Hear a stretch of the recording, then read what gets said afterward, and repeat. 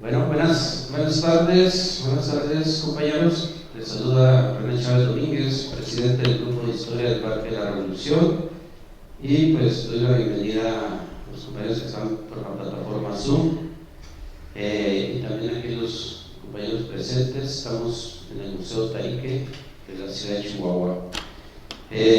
Hoy pues nuestra charla semanal está a cargo del compañero José Antonio Chao Medrano, y nos va a platicar de un personaje bueno, lo personal es poco conocido. Espero que lo que Chao nos vaya a comentar, pues ahí está como esponjita, ¿no? Es José Joel Roberts Poinsett. José Antonio Chao Medrano es nacido en la ciudad de Nogazarán, Chihuahua. Es egresado de la Facultad de Derecho de la Universidad Autónoma de Chihuahua. Estudió fotografía y revelado de manera autodidacta en el laboratorio de la Clínica del Parque. Laboró en la extinta Secretaría de la Reforma Agraria. También elaboró en la extinta Procuraduría General de Justicia del Estado de Chihuahua, en la Oficina Técnica y de Servicios Penales en el Departamento de Investigación Criminal. Es un apasionado de la historia y de los museos, por varios años aquí como miembro del Grupo de Historia del Parque de la Revolución, y pues nos ha dado algunas charlas, inclusive de personajes poco conocidos. Recuerdo a Francisco Serrano, que nos platicó. Entonces, pues, parte también aquí de platicar sobre personajes, pues, es interesante incluir a aquellos que son menos mediáticos o que los conocemos menos para, pues, precisamente compartir la vida y obra de ellos. Entonces, pues dejamos aquí los micrófonos al compañero José Antonio Chao. Adelante, Chao. Buenas tardes. Desde hace un año esta plática se había apartado, y coincidentemente este día es el día de nacimiento del señor Joel Robert Poinsett, ex embajador de Estados Unidos en México. En la biografía del diplomático Joel Robert Poinsett, habla de que él es amigo íntimo de los presidentes fundadores de los Estados Unidos. Entonces me voy a ver comprometido a hablar un poquito de la introducción sobre la fundación de Estados Unidos y hablar sobre los padres fundadores de los Estados Unidos que compartieron experiencias de su presidencia y comprometieron a trabajar a Robert Poinsett en su periodo de gobierno. Entonces, en la introducción hablo de que Estados Unidos nace con la Declaración de Independencia de 1776. Dice, este es un proceso histórico entre los años de 1775 y 1783, marcando la separación de las 13 colonias del dominio británico. Y la independencia se firmó el 4 de julio de 1776. Y se firma con el Tratado de París de 1783. El primer presidente de los Estados Unidos fue George Washington, y según los libros de historia, los dos primeros problemas que tuvo el presidente de Estados Unidos es cómo hacer los tratados con los vecinos indios y crear el primer ejército de los Estados Unidos.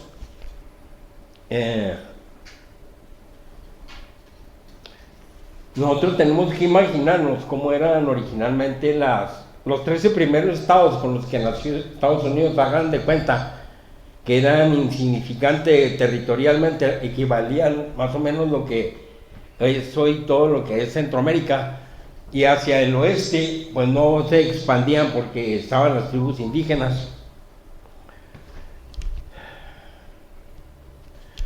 Con esto daría prioridad a cada presidente de los Estados Unidos de hacer cada vez más fuerte el ejército, naciendo Estados Unidos como el señor de la guerra. Ahora sí voy a entrar a datos de la biografía de Joel Robert Poinsett. ¿Quiénes eran sus padres, su papá, su mamá y dónde nació? Joel Robert Poinsett, el periodo de tiempo que él vivió fue de 1779 a 1851, vivió 72 años. Nació en Charleston, Carolina del Sur, el día 2 de marzo, hoy sería el día de su cumpleaños, de 1779. Los abuelos de Poinsett eran de origen francés, de religión calvinista. Salieron de Francia hacia Inglaterra en el año de 1685 a consecuencia de las persecuciones que trajo el edicto de Nantes en el año de 1700, y luego en el año 1700 los abuelos se trasladaron a América. Allí nació Joel Robert Poinsett. Su papá era Ellis Poinsett y su mamá era Anna Roberts. El papá de Poinsett era de economía alta, ¿cómo se puede decir? De alta sociedad. Era rico, era millonario. La mamá era de origen francés y también había padecido persecución religiosa.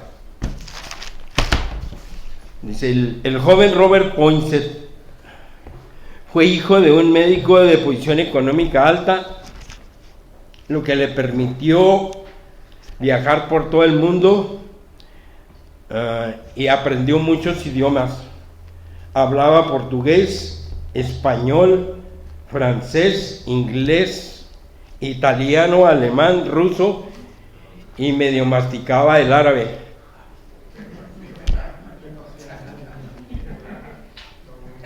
Dentro de los hobbies de él estudió por medio de autodidacta la botánica y a petición de su padre estudió la carrera de medicina, pero no ejerció ninguna de esas profesiones, más su hobby de la botánica sí lo ejerció en México. Se dedicó a la política y a la diplomacia. Fue amigo íntimo de los padres fundadores de los Estados Unidos. El cuarto presidente de los Estados Unidos, el presidente James Madison, en el año de 1810 lo envió a la República de Chile y Argentina para evaluar las colonias hispanoamericanas, convirtiéndose en el primer agente diplomático en América Latina cuando Chile y Argentina se independizaron. El presidente James Monroe, el quinto presidente de los Estados Unidos, crea las bases del derecho internacional de los Estados Unidos, lo que nosotros llamamos la doctrina Monroe, pero para ellos es los primeros pasos del derecho internacional de los Estados Unidos. La doctrina Monroe se proclama el 2 de diciembre de 1823 y este presidente, a través de esta doctrina, reconoce la independencia de todos los países de América Latina y es el presidente que reconoce la independencia de México, James Monroe, a pesar de que lo criticamos tanto. En su doctrina, el derecho o doctrina Monroe dice que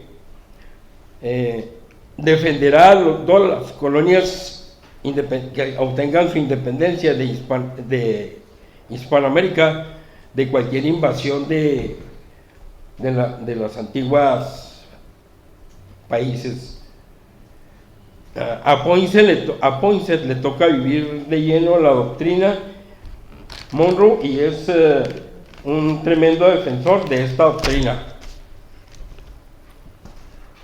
el presidente John Quincy Adams, el sexto presidente de los Estados Unidos, en los años de 1825 a 1830, lo envía a México como ministro plenipotenciario de Estados Unidos en México, siendo el primer, lo que nosotros llamaríamos el primer embajador de los Estados Unidos, cuando México empieza a vivir la independencia. Pero aquí dice que es un agente diplomático o es un embajador casi con el poder del presidente de Estados Unidos en México. Plenipotenciario es con todos los poderes de hacer y deshacer, ofrecer compras, vender o lo que sea. Pero en el fondo era un espía, estaba estudiando la geografía, la historia y todos los recursos naturales que tenía México. Llegó a México en la parte final del gobierno del general Guadalupe Victoria. Trabajó también como embajador cuando estaba el general presidente de México Vicente Guerrero, cuando estaba el presidente de México José María Bocanegra, el presidente José Pedro Vélez y la parte inicial del presidente Anastasio Bustamante. México solicitó su retiro por sus intrigas. En el año 1820 introdujo a Estados Unidos, ya ves que les había dicho que su hobby era la botánica, coleccionar mariposas, flores y medio clasificar la flora y fauna que tenía México. Dice, introdujo a los Estados Unidos la flor llamada Euporia puichérrima de México a Estados Unidos, lo que nosotros llamamos la flor de Nochebuena, quedando registrada con el nombre de flor poinsettia. Recolectó plantas de toda la República Mexicana y las envió a los centros botánicos de Estados Unidos.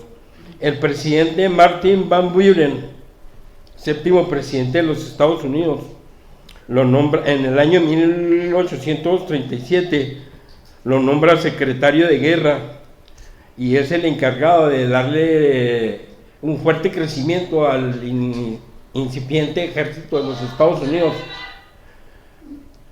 Recordemos las películas pasadas que nosotros veíamos del oeste, donde, por ejemplo, la caballería de Custer eran divisiones del ejército de Estados Unidos, pero a base de puros caballos divididos en caballerías. Pero le metió mucha inversión Estados Unidos al crecimiento de su ejército. Dice que reestructura el ejército y le da gran crecimiento al ejército de Estados Unidos y gestiona los primeros conflictos con los indios seminolas. Estamos hablando de los indios que estaban, yo creo, ahí por Nueva Orleans, yo creo. Y realizó reasentamientos humanos forzosos de indígenas hacia el sur de los Estados Unidos.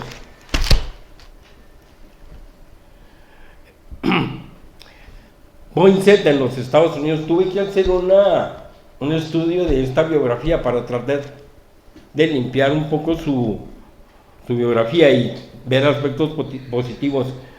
Fundó el Instituto Nacional para la Ciencia de los Estados Unidos y el ancestro de lo que es hoy el museo más bonito de los Estados Unidos. Él lo patrocinó, lo que hoy es el Museo Smithsonian. Una de las cosas en las cuales no estuvo de acuerdo es cuando empezaba a sospecharse que los Estados Unidos iban a tener la guerra de secesión, la guerra civil entre los estados del norte y los estados del sur. Él fue un acérrimo defensor de la Unión, aunque no le tocó vivir esa guerra, estuvo en contra de que se agarrara el norte de Estados Unidos contra el sur. El perfil de Joel Robert Poinsett: fue un masón del rito yorquino, encargado en México de convertir las logias escocesas de México en logias yorquinas.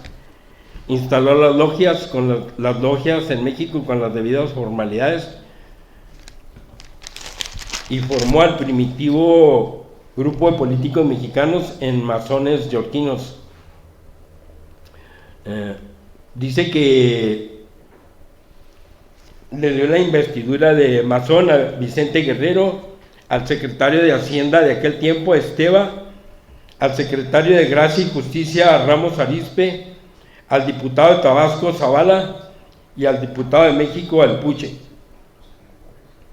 Sus grandes amigotes en México, tuvo grandes amigotes en México, de las cuales se la pasaba en tremendas pachangonas. Bueno, él decía tertulias, le gustaba hacer muchas tertulias, fiestas yo creo que en la incipiente embajada, con los políticos, yo creo mole, atole y chocolate. Dice, sus grandes amigotes en México eran Alpuche, Farías, Ramos Arizpe y Zavala. Dice que estos eran unos mexicanos que habían propendido al sistema americano con Poinsett o sin Poinsett. Y luego el sueldo de Poinsett, aunque no me dice aquí cuánto era. Dice que ganaba $9,000 el libro, pero no me dice si al mes, cada 6 meses o al año. ¿Cuánto sería $9,000 en aquel tiempo? Al año. Bueno, el perfil del estadounidense, el perfil era de religión protestante, masón del más alto grado, era, según la logia masónica yorquina, probablemente era caballero templario,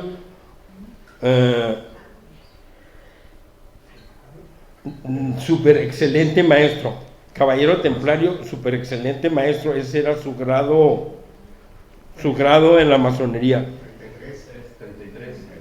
No, es que la logia escocesa se mide por números y esta tienen nombres como caballero templario.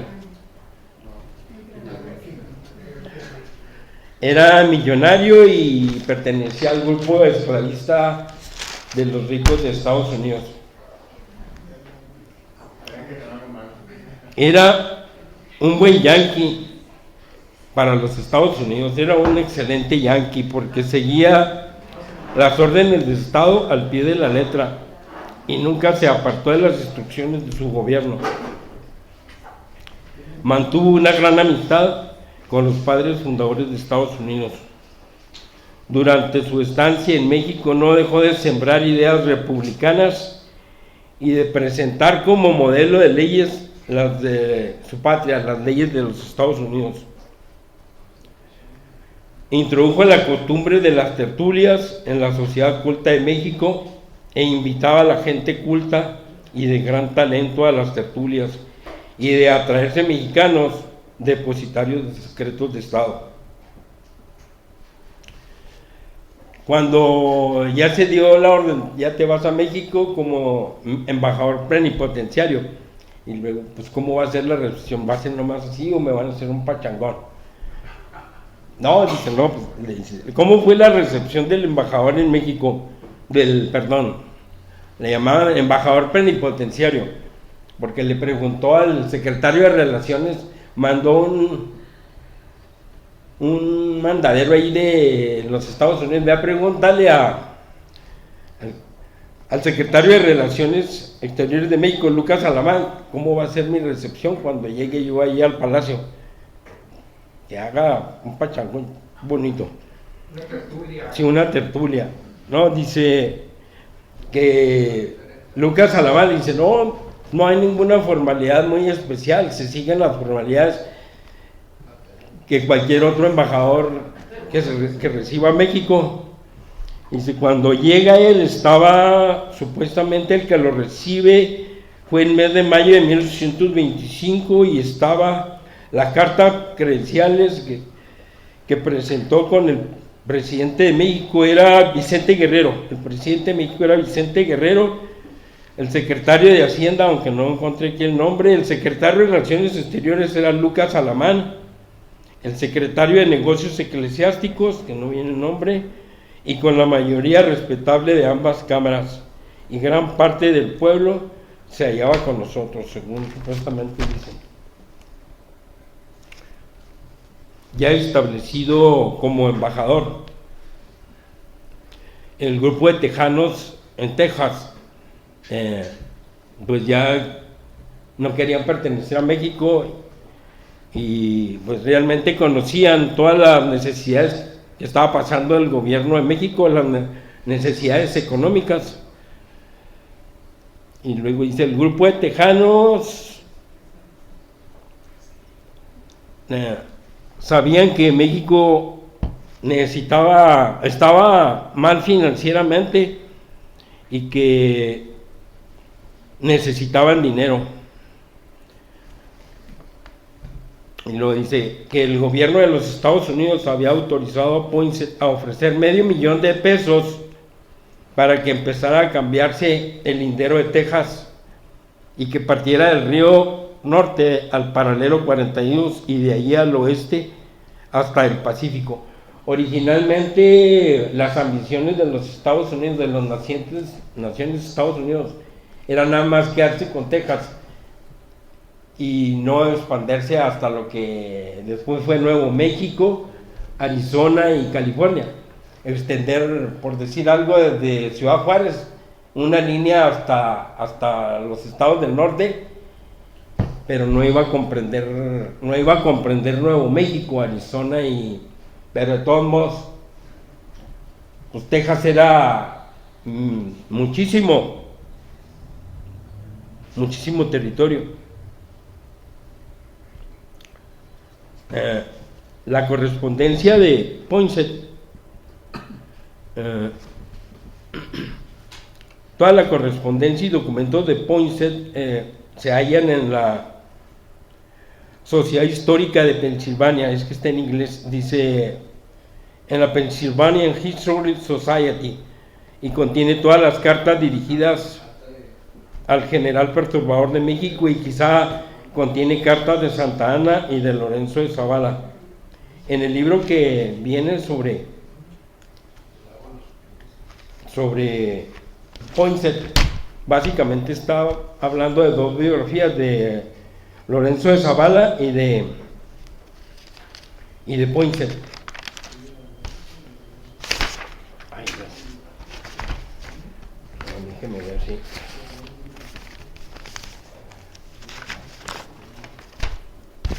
Tengo unas frases que decía la prensa chayotera de aquel entonces sobre el embajador de México, sobre el embajador de Estados Unidos, que lo consideraban más inteligente que los presidentes de México, y decían, ya llegó el Salvador de Poinsett, es el Salvador de México.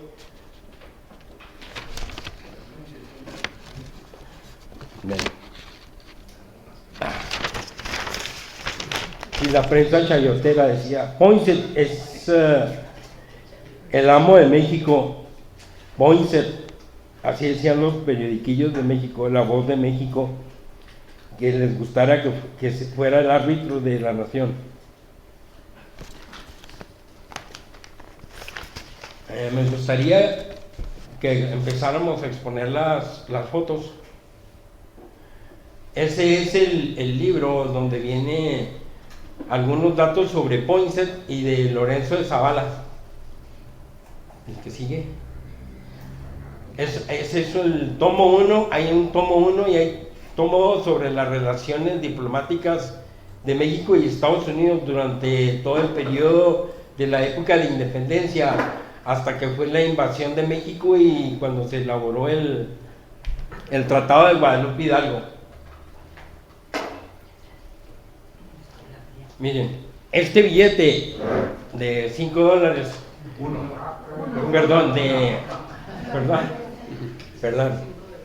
este billete de los Estados Unidos representa el acta de nacimiento que le dan los masones yorquinos a los Estados Unidos. ¿La que sigue?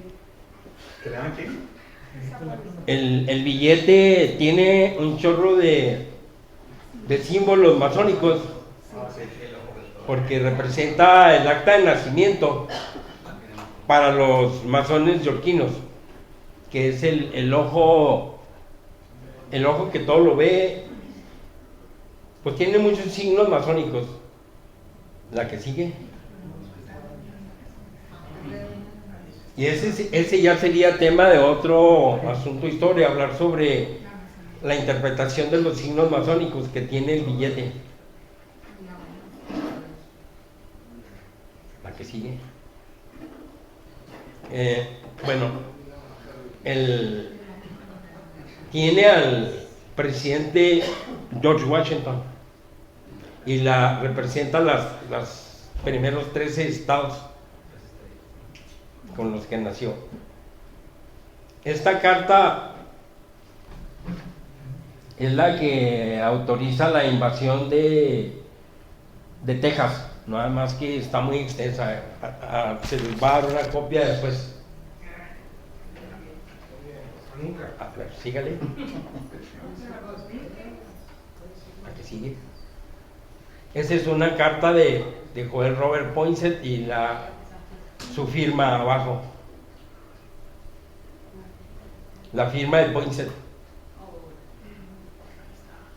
Sí, a grandes rasgos, la que sigue. Creo que. Bueno, a la vez que Poinsett era embajador de Estados Unidos en México, Benjamin Franklin era embajador de los Estados Unidos en Gran Bretaña, para tratar de calmar los ánimos de la capital británica, de que no intentaran reconquistar el territorio. Eso es todo, compañeros, sobre la vida de Poinsett, y acepto preguntas.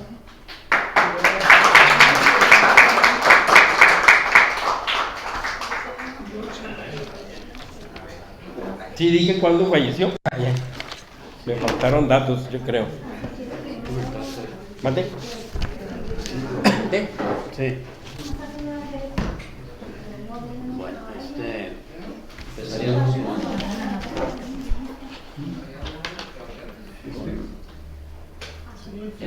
comentarios, preguntas sobre el tema. Prendemos dos.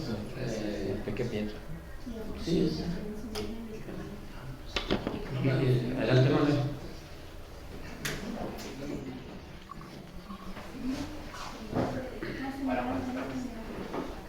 Muy bien, licenciado Chao.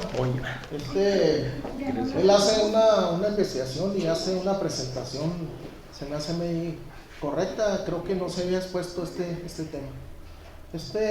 Poinsett era un tipo maquiavélico, era un tipo muy inteligente, muy brillante. Por eso lo mandan los estadounidenses como representante, como embajador plenipotenciario, o sea, que podía tomar decisiones.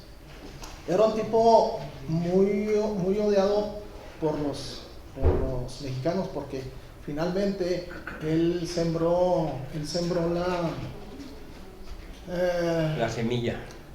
Más que la semilla, cuando Texas empieza a buscar su independencia, Poinsett nos apoya, nos ayuda. México logra su independencia en 1821 y Texas ya había algunos brotes que lo logran hasta 1836, pero además Poinsett viene y hace un desorden con la cuestión de los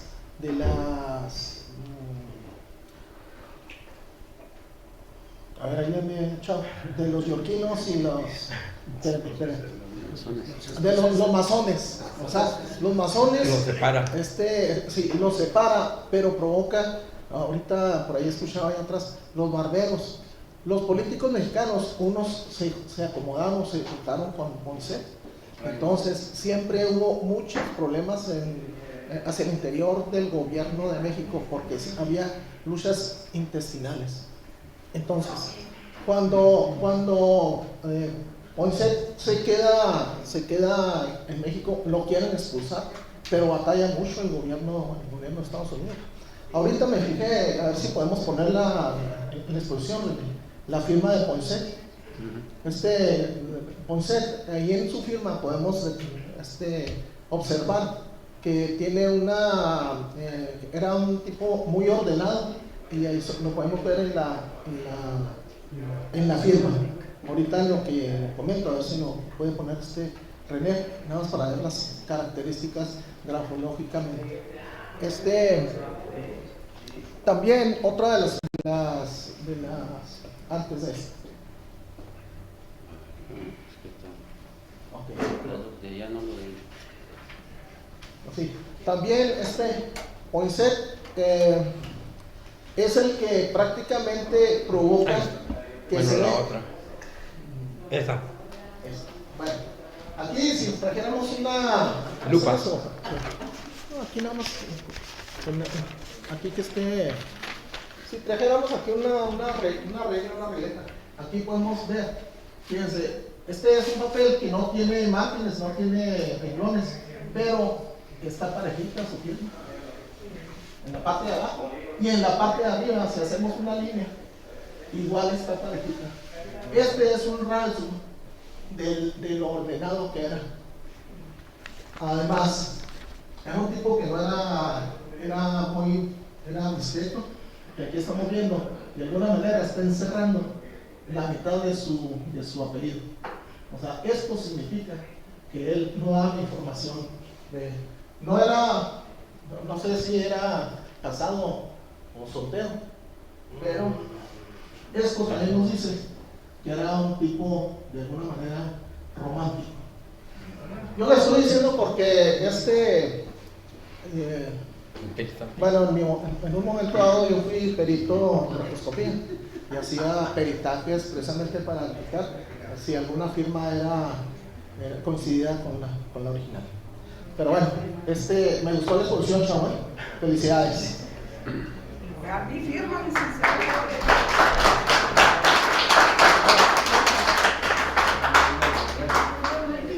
Albita, Bueno, como no me vayas a Chao, subir. buenas tardes y lo felicito. Chao, no me quedó claro en qué año nació y en qué año murió.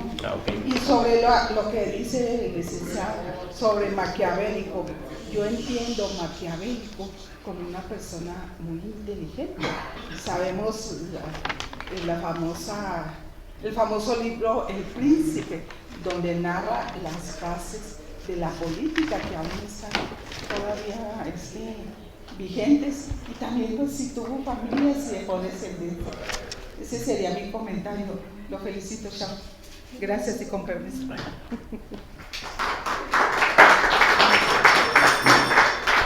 Sí, nació el 2 de marzo de 1779.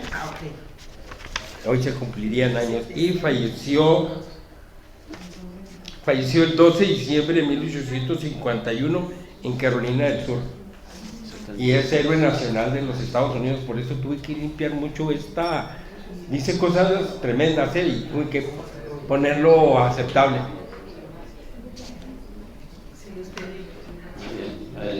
Por aquí tenemos a Manuel Cantelete. Bueno, felicitaciones por ganar este tema que realmente da para mucho, porque le ha hecho muchísimo daño a México. Yo creo que es la persona que más ha dañado a este país. Te les platico por qué. Y de que era listo y que era genio, pues eso piensa. Nomás con tres temas rápido. Uno, un poquito de los antecedentes. Estamos hablando de 1821-23, esos años. El gobierno de México, que apenas se independizaba, estaba pobre, no había dinero, no había nada en caja, los soldados no les pagaban, estaban en crisis. Entonces vamos a ir un poquito a los antecedentes, en 1808, cuando Napoleón toma España y domina España en España, y pone a su hermano Pepe Botellas de rey de España. Entonces la gente de la Nueva España se revela y empiezan a hablar de independencia o separarnos de España, porque por lo que vienen los franceses hasta que apareció un traidor por ahí. Estamos hablando de muchos traidores, que era un virrey que se alineó en un grupo de españoles que se alinearon con los franceses, ¿sí? Entonces eso generó también mucho odio en México y se levantó Miguel Hidalgo y mil cosas. pero en ese tiempo México tenía en caja como 30 millones de reales de 8, o sea, una fortuna más grande que había en el mundo, estaba en la caja del gobierno. Incluso los reyes de España les decían, pues váyanse a México, allá sí hay dinero, allá hay más. Pero Napoleón, ya dominando España, lo primero que hizo fue como ponerse de acuerdo con los traidores que estaban acá gobernando México, don Virrey. Y ese dinero todo liquito se fue en barco y se lo llevó a Napoleón, que hizo poner quizá, pero desde entonces se quedó el gobierno de México sin dinero. Ya para 1821, pues ya México nació sin lana, pero no porque no hubiera, sino porque se la. Y otra jugada que hicieron en ese tiempo fue que el dinero venía, mucho dinero venía del galeón de Manila, que llegaba, tenía casi 300 años, llegando todos los años, y llegaba a Acapulco y Morelos, fue el que atacó el galeón de Manila, se robó lo que había ahí, y los del galeón, pues que eran mismos no hispanos, que dijeron ya mejor no damos la vuelta, y ahí se paró el chorrito de dinero para el gobierno. Entonces, nomás el antecedente es que a México lo agarran pues con la muy mano, pollito, quebrado, ¿no? Ahora el siguiente punto es lo malo, porque yo considero que es la gente que más le ha hecho daño en México, porque su plan era lo que tú dijiste, la doctrina Monroe, América para los gringos, no para los americanos, para los gringos. Y como él, un gran analista y gran genio que era, dijo, esta nueva España, que es muy rica, es poderosa, tiene la plata, tiene todo eso, queremos quedar con su territorio, queremos quitarle lo que podamos quitarle. Y para eso pues, tenemos que hacerse sentir pobres, sentirse tontos y sentirse de segundo o de cuarta. Y generó los primeros libros de historia de México, los pagó Poinsett. Y empezó a meter héroes, y todos los héroes que él metió eran héroes perdedores. No habló que el superhéroe era Cuauhtémoc, cuando ya Cuauhtémoc nadie se acordaba de él. Generó a Hidalgo también como superhéroe, que también había perdido. Hizo como héroes también a los indígenas aztecas, que también había aztecas para entonces. Y todo lo que es la relación con España, o con el catolicismo, o con la cultura que tiene muchos años, pues acortarla.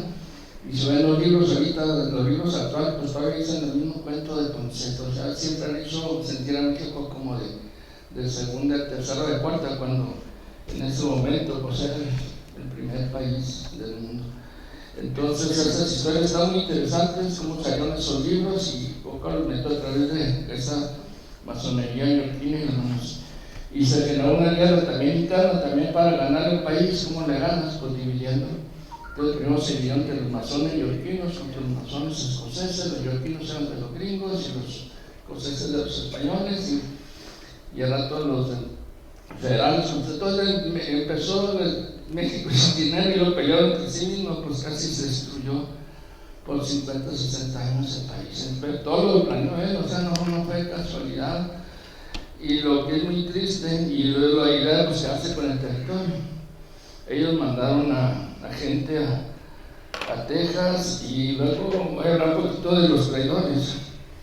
Que ahorita hasta acá tienen Lorenzo de Zavala, el traidor más traidor, vicepresidente de México, que se alía con Poinsett, y le dice, vamos a hacer un trato, vámonos a hacer independencia de Texas. Como a ver tierra lo tonto, pues nos quedamos con ella, la empezamos a vender. Incluso él se fue el gobernador de Texas, siendo vicepresidente de México. O sea, traicionó este país para ir a hacer dinero al otro lado. Otro también que era de los mismos, que también le dan mucho, ese Guadalupe Victoria, que fue el segundo presidente. El primero, Poinsett mandó matar, porque prácticamente mandó matar a Agustín Iturbide. Y el que se llama Vergüenza, en el libro de Poinsett ahí hay una carta donde Vicente Guerrero le manda una carta a Poinsett. Yo creo que sabía que nadie iba a leer, ¿no? Pero Fuentes Mares le encontró esa carta y está muy fea. Dice que usted, yo lo admiro, es un bello hombre, que le piso los pies y le beso las manos, y siendo presidente de México, diciéndole eso a a Poinsett, así se ve bastante ridículo. Entonces, y aparte hubo otros 5 o 10 traidores. Entonces, conclusión, muy buena plática. Y sí, era un genio, pero sí hizo mucha destrucción de este país. Sobre todo, la destrucción es que matar a nadie, sino que le metió a la gente en la cabeza. Y que está difícil sacarnos todavía, ¿no? Que somos de segunda y tercera, que nunca fuimos de primer lugar.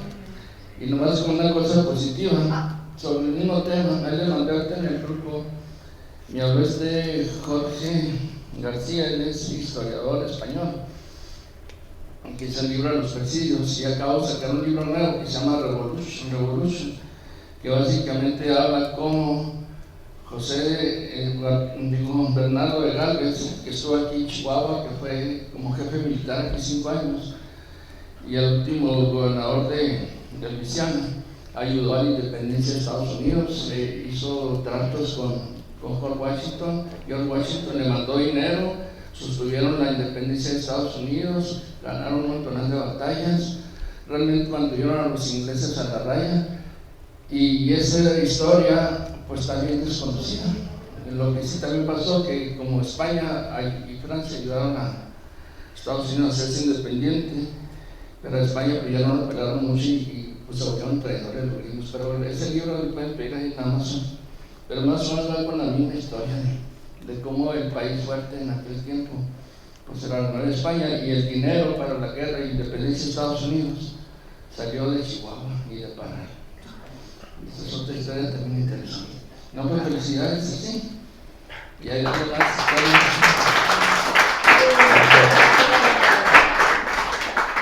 Un comentario que quería hacer: los grandes perdedores en esta historia fueron los indígenas de los Estados Unidos, como lo expresó el primer presidente George Washington. El primer problema al que se le presentó a Washington era las 13 colonias no podían avanzar nunca hacia el oeste porque estaba lleno de indios en la parte continental, y lo dice en palabras muy eufemísticas: tratar de hacer tratados con los indios para avanzar hacia el oeste. Pero ¿cuáles tratados? Se crearon la caballería, los primeros cuerpos del ejército de los Estados Unidos, y avanzaron porque avanzaron. Y el segundo perdedor fue México, porque el primer territorio que ambicionaron es posesionarse de Texas. Eso es todo.